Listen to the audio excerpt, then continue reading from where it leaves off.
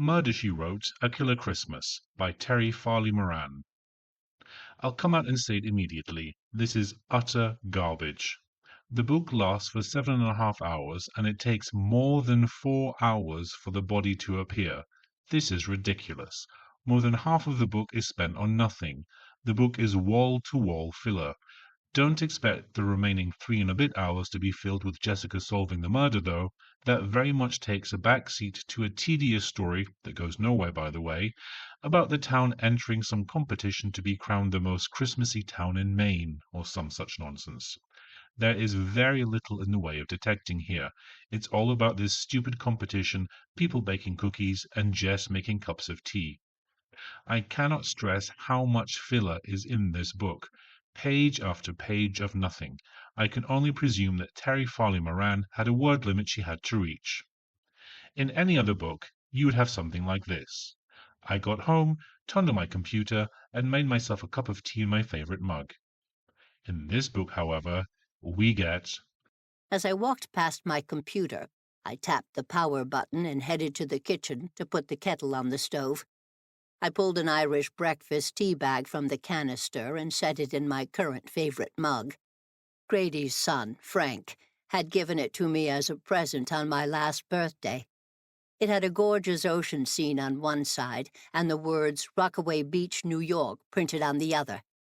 I smiled at the memories of our last vacation together on a part of the Atlantic Ocean 400 miles or so south of Cabot Cove. When the kettle whistled, I poured the boiling water over the tea bag and carried my mug into the dining room and sat it in front of my computer. Let me repeat, there is very little detecting in this book. Jess is mostly focused on helping someone prepare something for this competition, getting her house ready for Grady and his family coming, or preparing for Thanksgiving. It's only with about an hour and 45 minutes to go that anything starts to really happen, and it's in the last 45 minutes that Jess has her aha moment and figures it out. I've listened to about 30 of these Murder, She Wrote books, and the best of them can only be described as adequate. Not a single one truly captures the spirit or atmosphere of the TV show.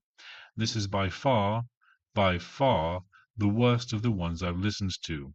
I really couldn't believe that so much time had passed without anything happening. And for all that we heard about the preparations for this stupid competition, we heard very little about the actual events that took place. I'm not a fan of the narrator either. She has done several previous Murder, She Wrote books, and I always felt she sounded just too old. She at least tries to differentiate some of the characters, so I'm giving her 2 stars rather than just 1. But there are so many better voice actors out there. Or, with the advances in AI technology, why don't they clone Angela Lansbury's voice and the voices of the other characters and give us a book that at least sounds authentic, even if the story itself wouldn't have passed muster as a TV episode? Would I listen to another story by Terrie Farley Moran? Unfortunately, I'll have to. These books are dreadful, but I can't get enough of them. Would I listen to another audiobook narrated by Laurel Merlington? Yes, but not because I want to. Would I listen to another story in the Murder, She Wrote series? Yes, but don't ask me to explain why.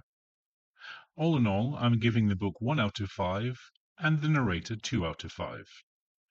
How about you? Have you listened to any of these Murder, She Wrote books? Do you notice any difference in styles between the authors? Are there any that you'd recommend? Let me know in the comments below. Don't forget to like and subscribe as I release a new review every week. Thanks for listening.